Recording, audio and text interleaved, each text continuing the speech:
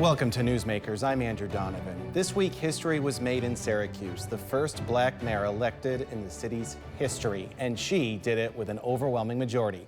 Deputy Mayor Sharon Owens is our guest on Newsmakers. She is now mayor-elect. Welcome, mayor-elect. Thank you. How does that title sound? I'll get used to it. We'll all happily get used to it with you. Has the whole thing sunk in yet?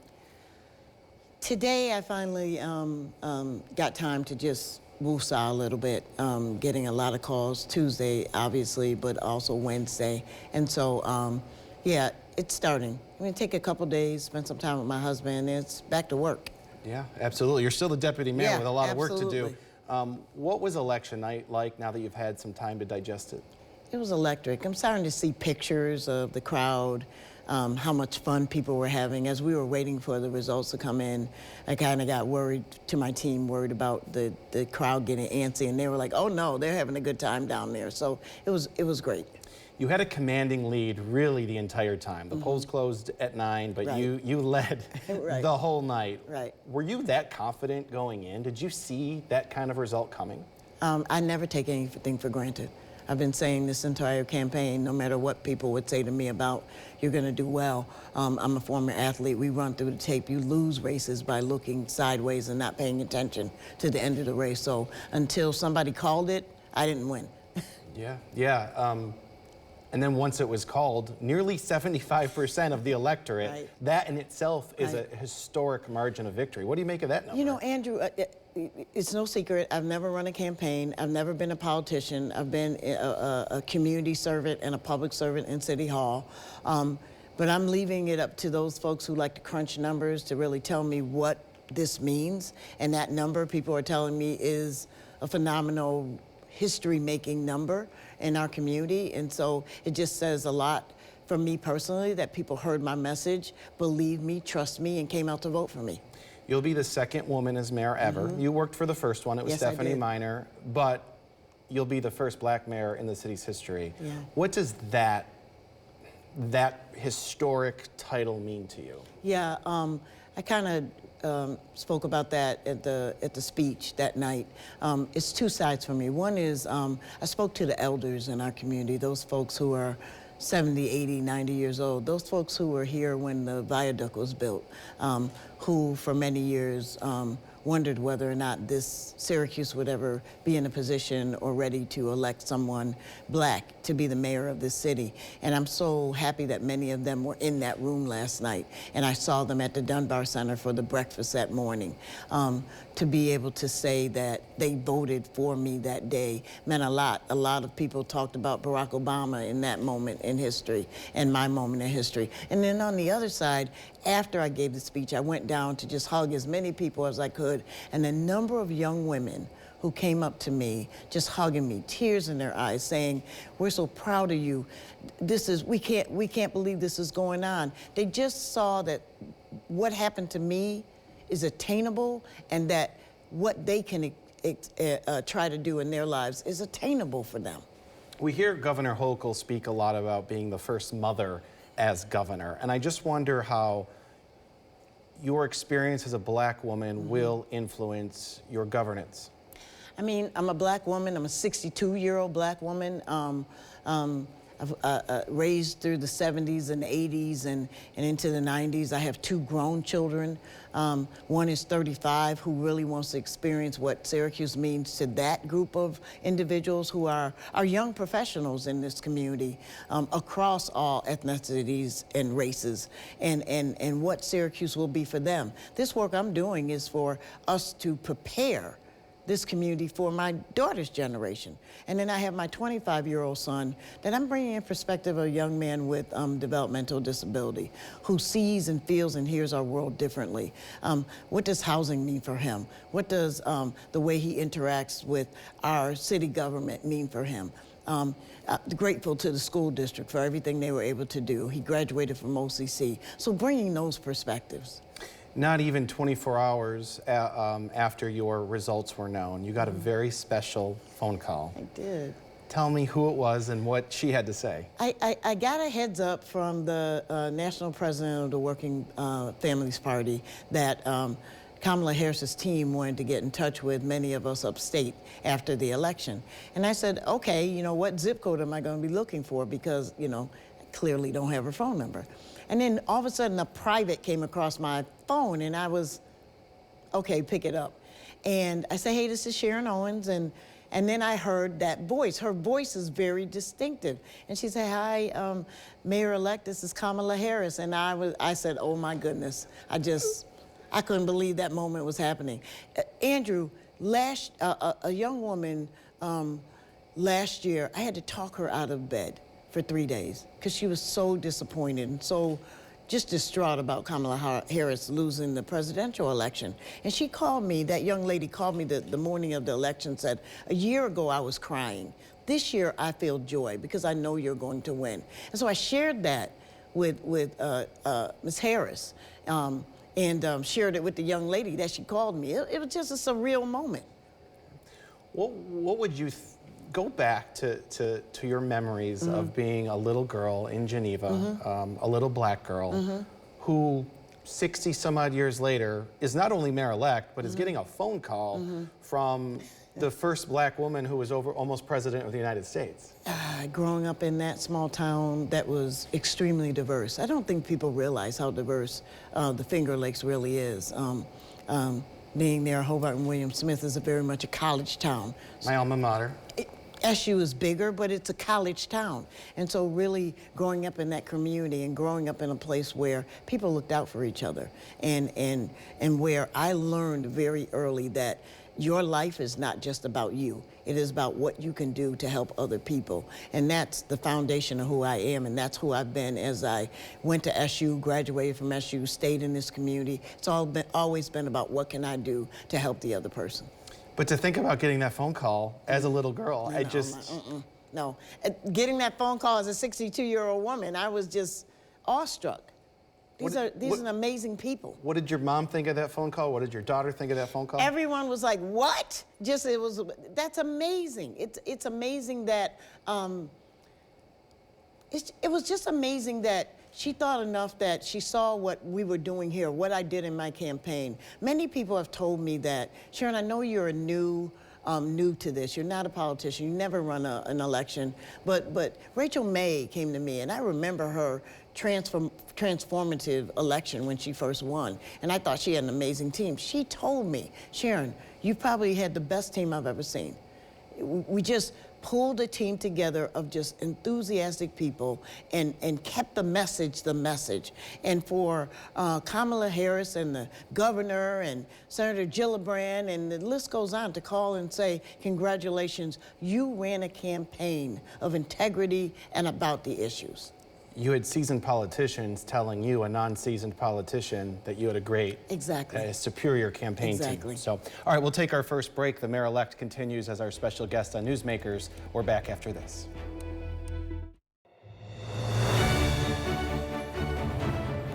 Newsmakers is back, and the newsmaker perhaps of the year in Syracuse is Mayor-elect Sharon Owens. She's our guest. The same week she won, becoming the first black person to become mayor in the history of the city of Syracuse. You may be paying attention. You weren't the only new mayor in New York State as January comes.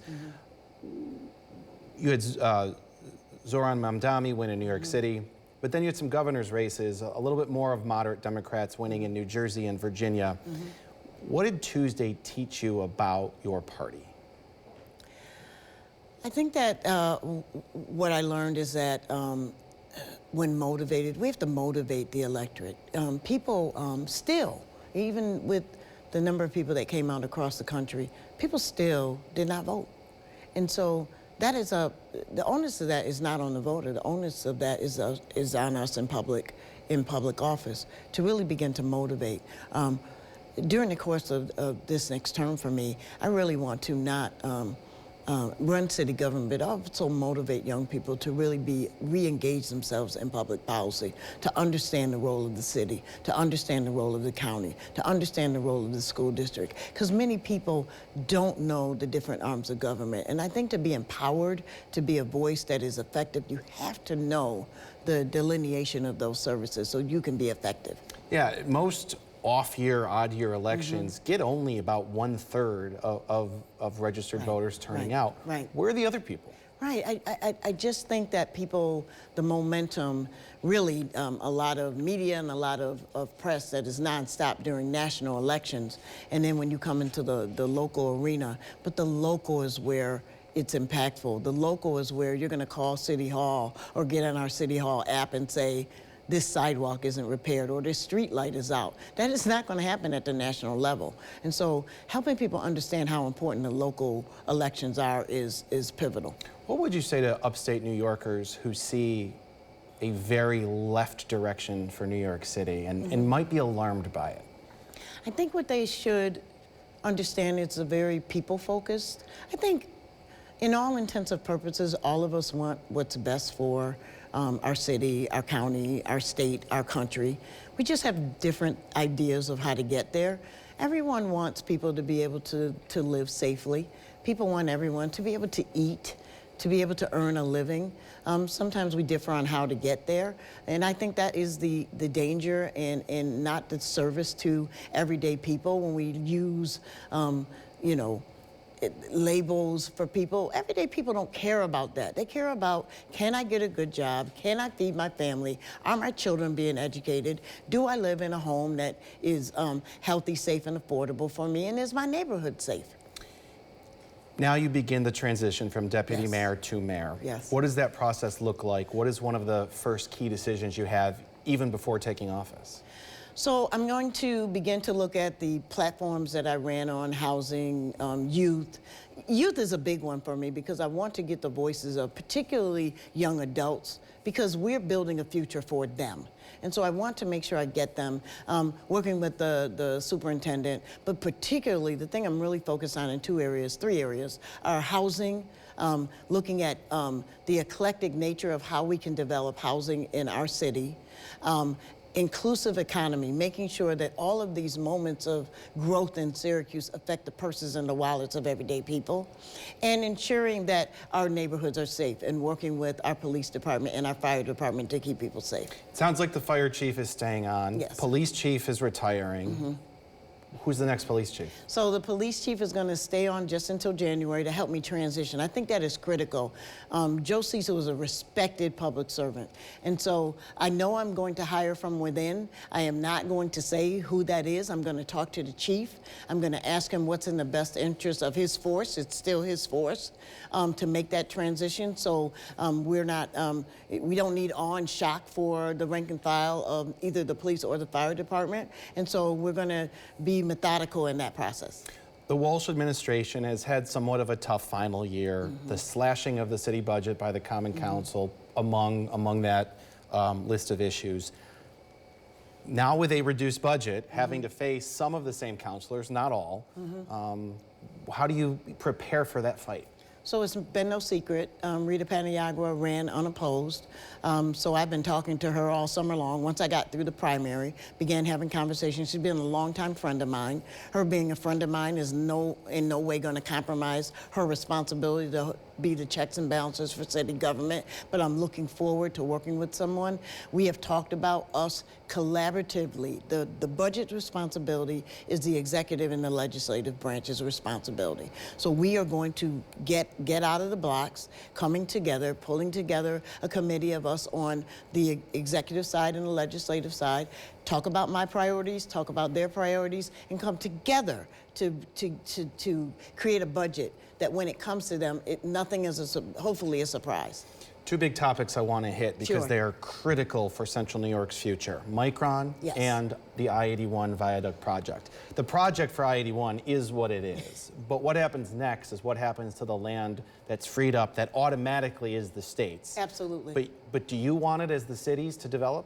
I absolutely want it as the cities to develop. We have been unapologetically sending that message from the time we were submitting comments for the DEIS environmental impact study process.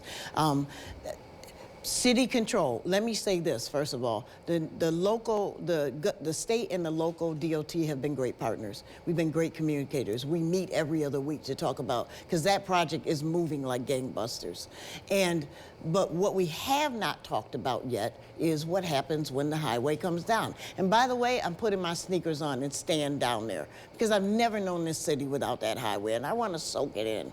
But that land needs to be conveyed to the city of Syracuse, because then we can have, by mandate of our charter, a public process to understand the land use and the zoning that we want to see in that area. Without that, we don't have control over what could potentially happen there. Real briefly with Micron, how do you make sure Syracuse, the city, benefits? People want to see a shovel in the ground and how we get going. That's how we know it's real. I have been proud about the role I've been playing with workforce development. That's how we've been able to get people on the I-81 project. Individuals from that project coming to me saying, Sharon, for the first time in my life, I have taken my family on vacation. That is what work is about. We want the same thing in this Micron moment for people in this city, in this region, but particularly the city, to be able to have access to those jobs. So I'm a part of the On-Ramp initiative, the $80 million workforce preparation for that. Continue to be a part of discussions with the economic drivers, the regional council, and individuals in our community, because it's not just going to be Micron. It's going to be residual companies coming to our region with the transportation that'll be needed to be able to get people, childcare that's going to be able to be needed, all of that will benefit. What we cannot have is what happened when I left the campus in '85, met friends of mine whose families were at GE, Miller Brewery, Carrier, New Process Gear, and those factories started to downsize. Those factories created a strong middle class, and then they left. People had to follow those jobs, or they got less skilled, less paid jobs. We cannot make that mistake again. All right, we'll take another break. We have a surprise for the mayor-elect when we come back. Oh. Newsmakers is back, and we have a surprise for the mayor-elect. Mayor-elect, I want to bring in someone that's joining us in the studio. It's the executive director of the Onondaga Historical Association, Lisa Moore, who is walking in with an artifact from her collection. Oh my goodness. Do you know what this is, mayor-elect? No. Okay. What is it, executive director? Well, first of all, congratulations, so Deputy Mayor. We're excited, and what a historic moment. When you are sworn in January, we'll invite you to the Onondaga Historical Association to sign the mayor's book. My goodness. Which starts with Harvey Baldwin, Wow. our first mayor. Wow. And there is a space for you as our 55th mayor. Now, there are a couple spaces here. We had a couple of mayors who served twice, not consecutively. Right. But number 55 will be you. That's going to be me. And we have gloves for you if you want to give it a little touch. Yeah. Oh my goodness. This is amazing. This book is about 175 years old. It is, Harvey yes. Baldwin, the first mayor of Syracuse, signed it, and Yep. it's been a tradition ever since. It We has. strategically at the watch night had me speaking under his picture. I noticed that. Yes. So Oh my goodness. we're thrilled. And when you look at the list of mayors, the first thing, of course, I think of is, you know, we're on the verge of the 250th anniversary of the Declaration of Independence, and I don't know if anybody would have thought at this time that we would have a black female mayor. I know. So we're truly making history, and you are going to be in a long list of people who had such an impact on this city, and Oh I my know you will goodness. as well. Thank So you. we're thrilled. Lisa, what year did Harvey Baldwin sign? He signed in 1848. So when you think of that year in Yes. American history, slavery was alive and well in Yeah. other parts of the country when that book was started. Yeah. And now you are the first black mayor, and you get to add your name to that same list. I mean, Yeah. to hear you say, you know, back when these signatures were there, that it probably wasn't perceived that someone like me could be mayor and sign this book. It was illegal. It was illegal. It was, yes. And I remember when we were celebrating the anniversary of the Colored Men's Convention in Syracuse right. of 1864. Wow. You were in the crowd. I was. And I remember thinking, and you had just announced your candidacy, and I remember thinking, you know, this very well could be a moment that the people whose shoulders we stood on would have been very proud. Can there be some changes to this book? There's only one woman who signed her name in this book. There's only one before other me. woman, and that was Stephanie Stephanie Miner. right there with her Yes. signature. Yeah.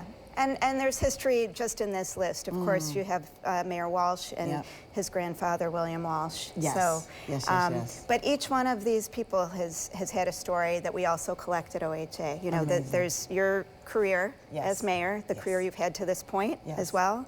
is collected in our materials. So we're Amazing. thrilled to add to the history. This is overwhelming. This is amazing. I know I'm going to be a part of history, but literally to put my signature on this book is going to be incredible. When you walk into OHA, this is one of the first artifacts you see. We keep it in a case right in the entranceway. Wow. So Wow. your name will be ever present Oh my goodness. forever and ever. This is great. Thank you. No, you're so This welcome. is a great You're so surprise. welcome. I really appreciate that OHA was willing to bring an artifact you. out of the building. I know, I thought I I'd know. get a big no, but everyone was on board. Andrew's a board member, so he's my boss, really. No, well, one percentage of your boss. We have to take a quick you. break, but we'll be back right after this. Thank you so much. I'm so excited. We still have the book here in front of us. Mayor-elect Owens, you'll have to start practicing your autograph? I have to get my... I think it'll be okay. Yeah, you've signed it probably plenty of times. Checks back in the old days when we still did that. And I'm sure you signed some official documents. But, This is amazing. well, thank you for letting us surprise you. Thank you. And thanks to the Onondaga Historical Association for Yes. bringing this by. Yes. But Mayor-elect Owens, congratulations. Thank you so Thanks for much. being here. Thank you. We look forward to a lot of these To conversations. many more conversations. Absolutely. Yes. For all the hardworking people of News Channel 9, have a great weekend.